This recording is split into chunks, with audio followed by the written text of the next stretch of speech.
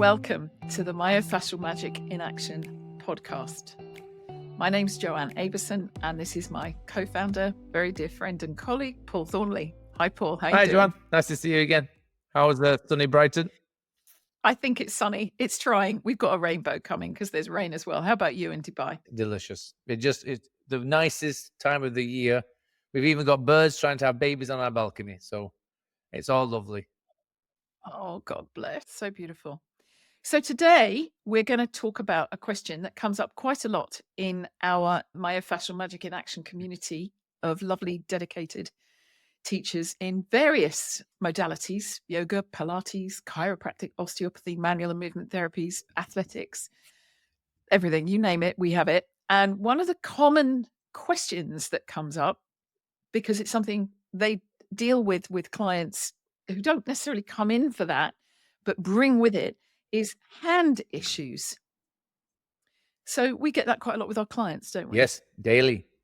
It's amazing how such an essential part of being a person and how our hands interact with the world, we tend to give them little or no attention at all until they remind us that they exist by giving us these painful expressions, don't they? When they go, ow, or they don't grab as much as you want to, or you find that you don't have the same power, or you lose the dexterity to use them efficiently and really quickly. And all of a sudden things are not as natural as you'd hope they might be. Well, anatomically, we learn that the arm is a system of levers, which of course it can't be, because by the rules that we do biomechanics, my father was an engineer and he took me through this very carefully. We would have optimum dexterity closest to the torso when in fact we have it furthest away. And I think one of the keys, obviously we go into this in depth in the training, is the continuity of the soft tissue from neck to fingertips and the nervous integration or neural integration of the nervous system. But when it comes to working the other way round, I think you're right. We either completely ignore the hands or we tend to be quite determined to do really hard work with them. And I think one of the things we're looking to do, or certainly it's the thing that's getting results inside the program from participants with their clients, is introducing some of these micro movements. And in this situation, we've been asked to show some little tips and tricks today. So I was going to start off with something that's quite traditional, quite easily found. And if you're on YouTube, you can see them. And if you're on our podcast, it's basically a ring with 5 loops in it. And the idea is that you put your thumb in the middle one and your 4 fingers of either hand in the other 4, and they bind the fingers together in a ring. And then you're basically strength training your fingers to move away from each other and towards each other. And they come in 4 or 5 different colors, and they're basically resistance bands made small enough for the fingers. And people usually go straight for the hardest one and start trying to open up the fingers. And of course, they go from 0 to 60 in one hit because it's too much for the tendons and continuities in the wrist and forearm. But the other thing is, it's very, very hard. Where would you start, Paul? Well, like all things in the body and all things as they assume should be, everything should be tight, compact, and strong, like this. And we approach that as in a compressive bias to when we use our phone, we use when our typewriters, when we carry our bag, when we're weight training, when we're on our hands and we put our hands under our shoulders and take one weight bear through them like their feet. But notice everything is closed, compressed, and limited in its ability to create any sense of volume, which is why those elastic bands, which are very useful for reminding you that your hands are designed to open. So the first thing with your hands is, can they open? Because if they can't open, they can't grab, they can't reach, they can't collect. And we're all so busy in holding on so determinedly, it creates this sense of rigidity, which we mistake for safety and strength. And there's strength when you're gripping so much that you can't let go. Well, this is such a key, because I say to my clients sometimes, and I'm sure you say the same thing, I say to them, if you had been playing tug of war hour after hour or minute after minute, it's actually not usually that long, but it feels Yeah. like it, right? That you've gripped and gripped and gripped. When you actually come to Yep. let go, there can be pain and soreness afterwards because these tissues don't know how to decompress. So, what would be a movement that we can describe verbally that people could do with no help, no um, tools and tricks? We can get to those in a minute.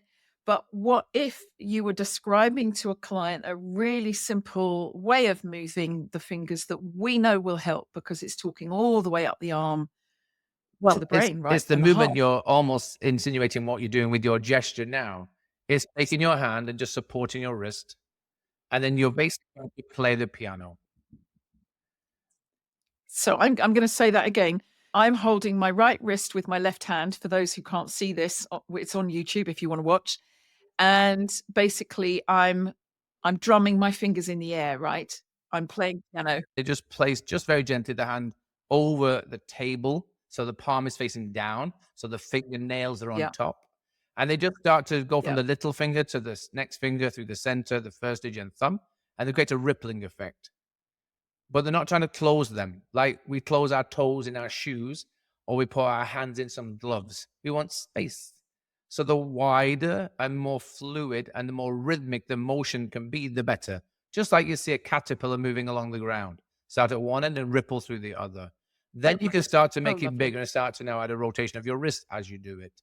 So now the palm is not facing down, it is rotated towards the center of you. So that's called a medial rotation, or as we know, supination of the hand. So we have this rotation.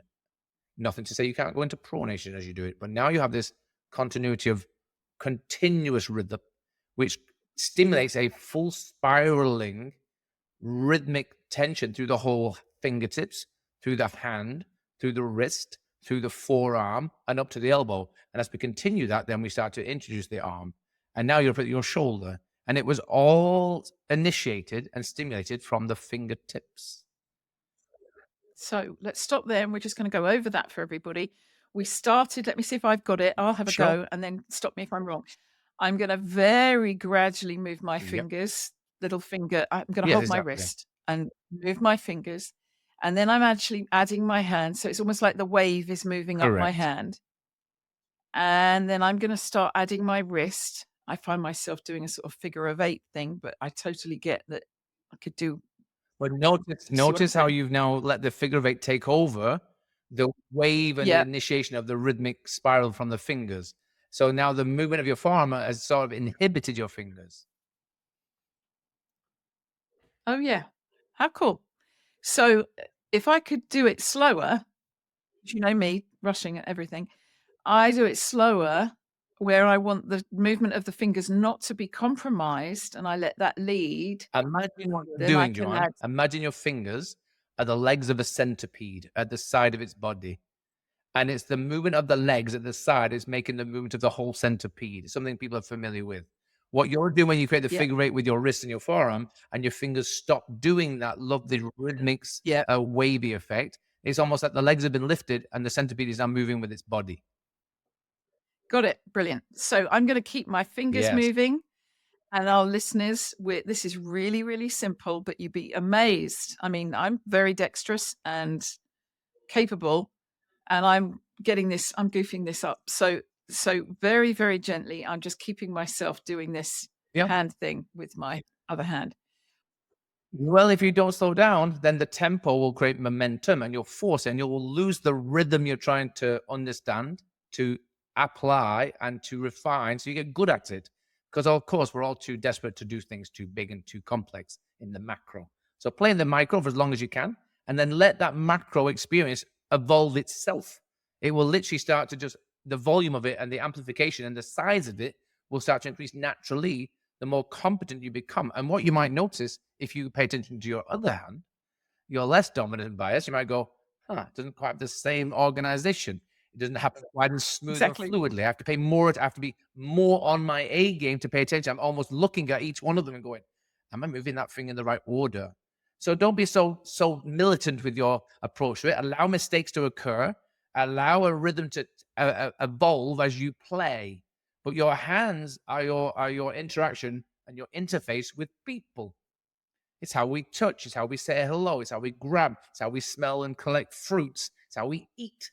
So the Yep. more sensitive and the more capable you are at having this unrestricted and uninhibited motion of all of your fingers and digits right all the way through the palm and all the way through the architecture of the wrist and the elbow and forearm, then you're more capable throughout your environment. Now my hand's leading my Yes. forearm. You can't see this so well, but it's clear that I am not inhibiting the movement of my fingers. So that was really, really super Very good. valuable. So it's wiggling the fingers one Mm. at a time. Very, very love it. Supporting the wrist as we do it, and then allowing that to lead movement through the Yeah. forearm, and then comparing one to the other. And we're not trying to make them the same. I just want to make a little footnote here. One of the things we come across, because both Paul and I teach movement and manual therapy, and one of the things we come across a lot is this dedication to alignment and symmetry. And your body's not symmetrical. So it's a question of knowing your bias, but not necessarily correcting it. It's not supposed to be punishing, it's supposed to be enjoyable. And on that note, we're not saying don't use the finger, I don't know what they're called, finger exercise resistance bands. We're not saying that, but just notice what it is to use the very, very light ones. It might actually give you more information, very subtle information, micro information, but also listen in, tune in to your body to see whether the other side is making the same frequency. Okay, so next, Paul, what would be your next thing? Because we use other Well, of gadgets, course we don't do. we? So what I also want people to do, we can, without using gadgets, and we can then introduce the ones who want to spend a few pounds, but you want to use contact. So in the hand, there are all these nerve endings, and they're known as swarm cells, like you can feel. So you want to recognize that you can stimulate them, so you're more aware of your skin and that sensory interface with the environment before you physically touch anything. So how we do that? We sting it, and we do it with a thing called Dupuytren. So you can just take your hand. You don't have to slap it hard, but if you create a little cup of your hand like this, so you can press in the air into the surface of your skin, and you just pat it. Start at your fingers, and then go all the way around them, and then up the back of the palm, and then to the front of the palm. And now do reverse. So I flatten this hand and I cup this one. And what you'll feel is it feels very different. And then do both. Now it gets quite vibrant. And you'll hear the noises change because they're both cupping. So they're collecting the end, they're squeezing and compressing it between the various surfaces that they're making contact with. And then what you do, now just move your fingers. And now it's almost like you've been stimulated. You can feel a sharper sense of, wow, my skin is physically rippling. There is contexture within the texture. Like it can feel it's changing. So now I'm more aware of how they're moving and that they are moving. And it's really, really invigorating. It's lovely. And what you're hearing there, everybody, is basically Paul had one hand flat and one hand cupped, and then he swapped them over and then he cupped them both. And that stimulation wasn't heavy, but it was just loud enough for you to hear the Mhm. popping. And I just hope that your voice is clear over the top of that in the recording. So what we've done there is we've stimulated the swarm cells in the palm of the hand. We've woken up the tissues to a new level of Yes. subtlety and Yep. awareness, but we haven't pressed them. Exactly. So you're not forcing anything against them. You're just introducing a pressure which they respond to. And then you feel a sense of responsiveness within the fabric of your skin, which of course is being received into the superficial fascia beneath the skin. And that informs you where your hands are and what you'd like to do with them and how you go about utilizing them. Makes sense? It's really easy and it's really fun. And it's very invigorating. It's not aggressive. It's really subtle, but it has a very dynamic response. You feel much more alive and vibrant and ready to go. Like you're on your A game. It's almost like it's just like a shot of adrenaline in you. You go, oh, let's move. Makes sense? Well, yeah, and I also have to say, especially I've got an injury in my arm. Obviously, I've got some scar tissue there, so it doesn't work right. But it's all tingling, and it's all saying I'm kind of Yeah. ready to go. So for me, it felt like a little bit of a dopamine lift. You know what I mean? There's that pleasure principle of, oh, she's listening, And as I'm using my hands all day long on my laptop, or I'm driving my car, or I'm busy walking, I'm always flickering my fingers when I'm walking. I I just think this is so important. So after we've stimulated these swarm cells and woken them up, what little tricks and tips and tools Well, do then we I would then use? use the balls, and I would use them everywhere. So I have 1,000 variations of every type of ball you can possibly imagine, from size, from strengths, and shapes. But I even have one of these things. So firstly, I could just use the ball before I get to the weird one that you'll be familiar with, but you won't maybe using so often. But if you just roll a spiky ball between your hands, it does a very similar thing to the to pulpment, but it really does get into the nooks and crannies, and it really has a very different sensation to each person. So each type of densification of this ball. So this one's quite a hard one. Here's a softer one, more squidgy, and here's one that has almost no dimples on it at all. It's quite smooth, but it's quite firm, and it has a different surface area. But you're just applying different pressures to it, and again, it makes you get into the myofascial relationships throughout the whole architecture of the whole hand. And it lets you recognize areas that want attention. You'll feel it. It will feel like, oh, I'll just stay there a little bit longer, apply a little bit more pressure. Likewise, it might indicate to back off slightly. Don't put so much pressure there. Be more subtle. And your body, you're inviting, well, your body invites you into itself, depending on how it's responding to how you're interacting with it. Right. So now what we've done, and for those of you that can't see, is Paul had a very spiky ball, a hard one. He had a soft, spiky ball. We've got a lovely little tip for you here. One of the things we do is we buy animal, particularly dog toys, because they have lovely soft rubber balls. They've got dimpled balls. They've got squishy ones. They've got bone shaped ones, and they are absolutely fabulous. Tennis balls and squash balls and all other kinds of balls that you can use to animate the tissue. But one of the keys to what Paul has just done is not so much getting better at going deep. That's not what we're talking about. What we're talking about is gently and subtly putting different kinds of stimulation into the tissue to make it a little bit more awake to different possibilities, to self organizing, to animating in an optimum way. So, what we're going to show you next is another possibility which stimulates the hands, and it's really quite a surprise. Go for it. Well, once you've decided what sensitivity you like, then you have to see the time frame of coordination and concentration you can apply to it. And then you introduce a Rubik's Cube, because this requires a different dexterity, a different coordination, different interaction with a different shape. You have to now do something purposeful.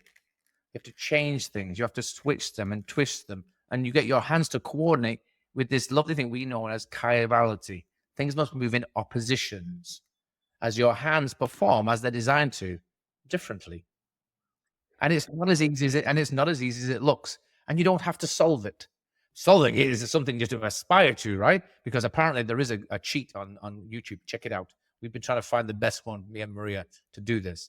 But what you're doing is you're just learning how to change shape and change motions so that you get this rhythmic change. And when you see the guys that do this really good, they could solve this now in like 2 seconds. They do it so fast. They just know how to organize what they've seen with a particular technique to solve the puzzle, and which many rotations is required in which direction. But the hands do it so fast because they're used to using them in that way. The vast majority of people barely use their hands in any other way than holding something stationary and swiping it or tapping it. Mobile phone. So, two questions. One is, when we do a lot of use of mobile phone, so we've got the phone in our hands. For many people, it's a thumb. For me, it's fingers, but whatever. We're holding the phone in our hands and the thumbs are going.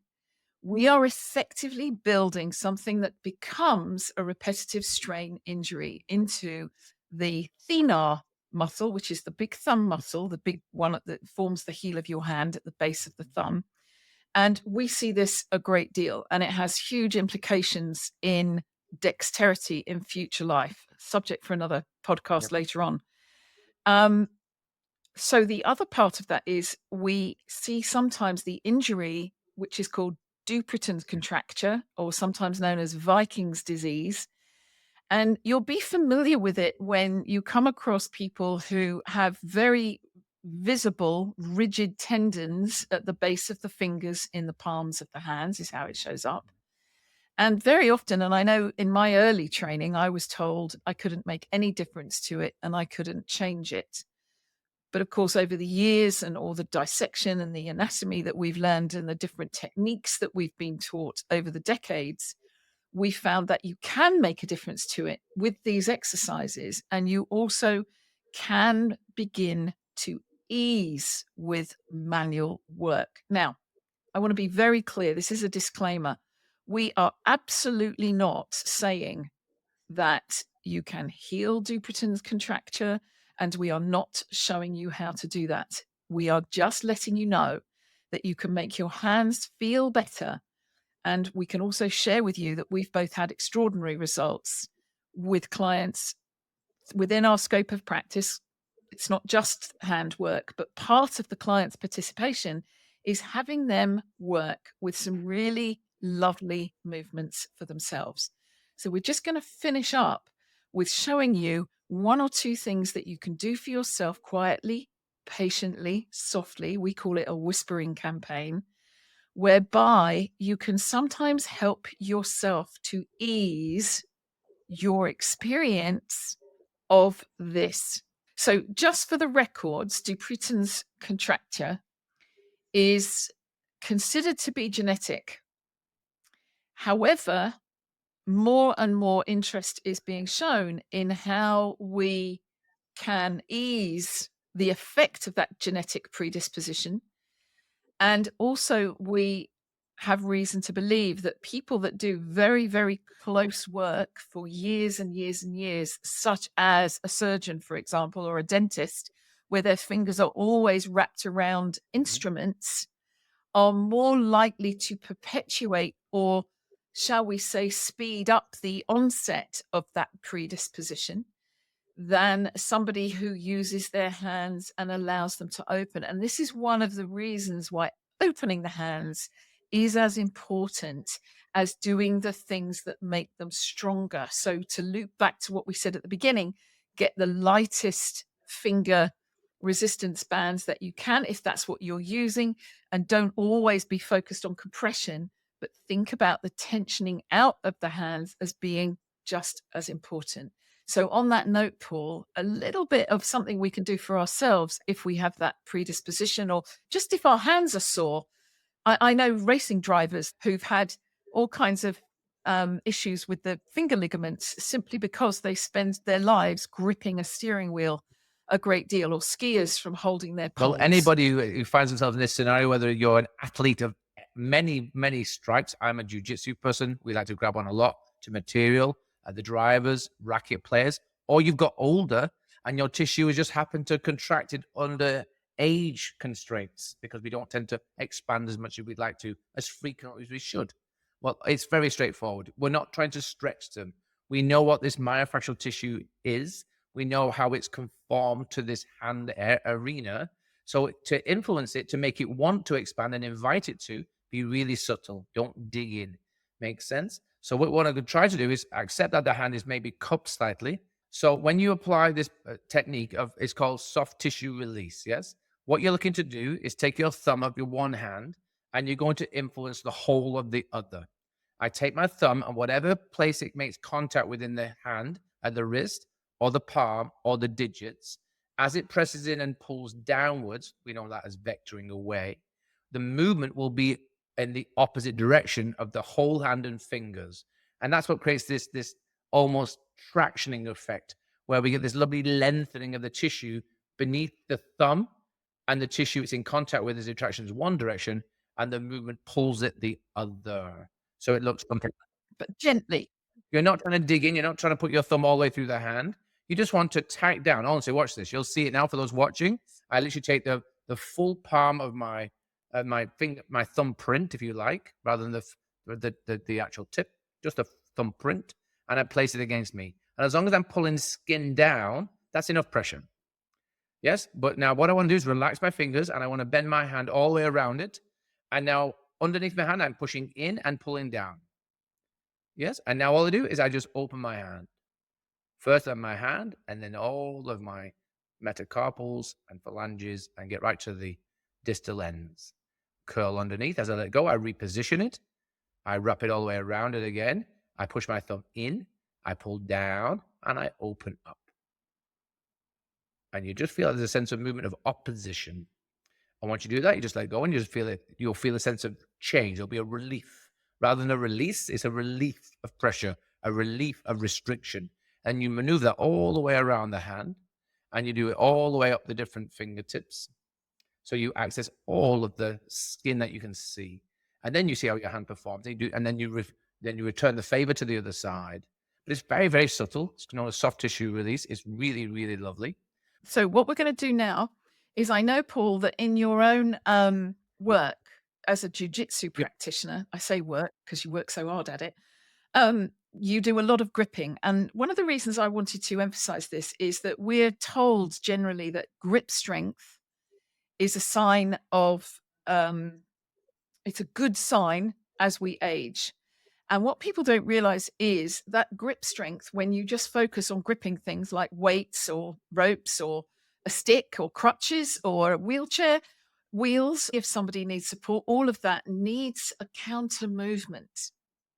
It needs this beautiful, subtle work that you've just talked about. And if we do that too, we don't suffer the consequences of too much gripping.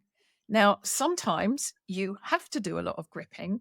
And I know you have a very, very clever interactive technique in jiu-jitsu to prevent things like trigger finger, another condition that happens when we do too much compressive orientation. So can you show us that, I will. please?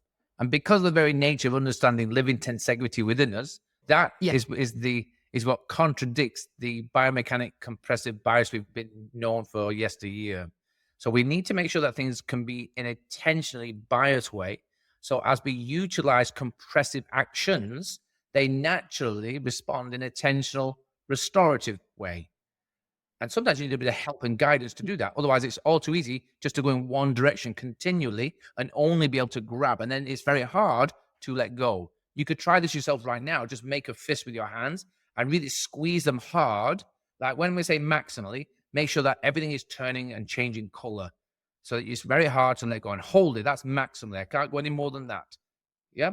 When you're ready, after about 10 to 15 seconds of doing it, that's why I'm talking, to distract you, to hold you there for a little while. Then you're going to try to open your hand and you'll see how your body naturally resists doing it. Are you ready? In 3, 2, 1, go. And it's really hard to open them. Like your hands and your body don't want to. So that what that's doing is your tissue will transform into the way you ask it to repetitively perform. So if I'm always grabbing, it's going to be very difficult for me to open them. And this is how you then create these various scenarios that happen within the hand and the fingers. So what we do, because we're going to be grabbing a lot, but they're very purposeful grips, like you would with racket sports, how you hold a bat, or the driving, as Joanne was explaining about the driving on the wheel, and us in our cloth grabbing grappling scenario, we want to make sure we grab, but we don't become victims of how we use our hands. So we take this piece of tape. It's very straightforward. So I'll do it on this middle finger. So I want to make sure I'm helping these lateral collateral ligaments at the side, which support how the tendinous tissue makes the finger move. So I'm going to go below on the proximal knuckle here. So for those of you that are listening to this as a podcast, Paul has got a 3 to 5 millimeter tape, and he's wrapping a ring of that tape. Literally like you're wearing a ring, yes? I can do it 2 or 3 times, but I just want a ring. Yeah, 2 or 3 times around the base of his middle finger to form a ring. Then I'm going to come above this joint here to the next part of the, if you like, it's the middle part of the phalange there. I get another ring. So you'll see it crosses over. So I need the cross to go the opposite way. So I come down and across to the base of that knuckle again, to the base of the center of the finger. Now I've made a lovely cross. I'll bite that off. And I secure it. And it looks like this. So I have 2 rings, one at the bottom, one at the top, which cross over the central knuckle, which is supported by this crisscross of the tape. So now when I bend my knuckle, it is supported, but it naturally wants to spring open. It naturally wants to spring open. It feels like it's slightly restricted in how much I can grab. But what it does, it stops me over grabbing. I can feel where there's a boundary. So it's not necessary to fully close my hand and grip.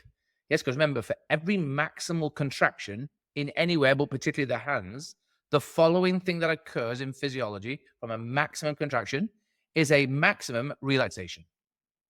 Because it's very hard to have any variability once you're at either end of the maximum. So it's important you have this subtlety along that spectrum, so you always have the capability to hold on and let go efficiently and repeat how you utilize this grabbing action. Notice, for those that are watching, how I'm naturally doing exactly the same thing I did at the beginning when I said introduce that rhythmic pattern of your fingertips almost as they undulate, like they create that wave effect. That's how you grab. Rather than grab open hand and pull, you want to feel like you're grabbing gently from the little finger to the thumb. Now, this translates into weight training as well, doesn't it? It's about grabbing weights. You could be or working with ropes. So to finish up, Paul, can I just ask you, do you tape all of your fingers before you do I jujitsu? personally tape 4 of them. I tape the 2 middle fingers, the 2 ring fingers, yes, and they're my main 2 because they're the ones I find I have more control with. I don't feel the need to do any of these because I don't grab with these other 3. My thumb and my 2, I don't grab. And that might sound very peculiar, but what I learned through my early days of doing it, this is just my preference. Other people use different ones. Some of them you'll see that everything is taped right up to the neck, almost. They're like a mummy. They're taped up forever, right? Because they've accumulated a lot of pressure. But what I found was when I do this here, then I don't over grip. Because what I found when I first started, because for dear life, you're gripping on for safety, just to survive. And then I felt like I got the 16th century expression of gout. I couldn't open my hands. I could barely drive home. So I realized I got some advice off some of the more senior, experienced teachers. Only grab what you need when it's appropriate to be useful to you. And that took me a while to understand what that meant. And of course, we can explain that in a later podcast. But understanding why you grab, and is it a useful grip, or is it a grip that actually serves somebody else's benefit? And that's what I learned in the art that I take part in. So my grips are always useful, but I shouldn't suffer because of them, especially if you're doing it daily like we try to. We try to do it as often as we can throughout the week, between 3 and 5 times. Some of the serious guys are doing this hours a day, between 6 and 8 hours a day. So if they didn't do this, they would not be able to open their hands and have a cup of tea because their hands would always be so clenched that they'd never have any ability to recover. So thank you. That's so helpful. So you're saying that you just use these 4, your ring finger and your middle finger on each They're hand. my grabbings when I get hold, and then I will not let go. And I'm just going to tell the world that Paul is a purple belt. So he's obviously done quite well learning that. And as you steadily and very respectfully make your way through towards the next level, I so admire you because you recover so brilliantly. You practice what you preach, and that's one of the joys of working. I use myself as an experiment, right? I'm a glutton for punishment. I believe in relationships, which is why I've been married 3 times. I love recovery of tissue, which I put my body through the mill in my martial arts, choice of movement styles. But honestly, it's a huge game of fun and experiment, isn't it? So we put ourselves to the test. We understand this science. We understand the way it's been researched, but it's got to be applicable and useful to the general Joe Soap like us. And I promise you, I've put it to the test 1,000 times. So I hope you enjoyed that, everybody. And as per request that we've had on YouTube, please can you add some tips and tricks to the podcast? So that's what we're doing. We're not just informing you about it this time. You've just literally got a whole class full of techniques. But the big key takeaway to this is to every known force in the universe, there's an equal and opposite force. And your fascial matrix is basically a force transmission system. So in order to honor it, it's not just about gripping and strength, it's also about subtlety, dexterity, and being able to do it with longevity. And we want your vitality lasting way past the traditional sell-by dates. So be kind. Don't forget to be a fascia whisperer and just take care. Enjoy what you touch. Use them well.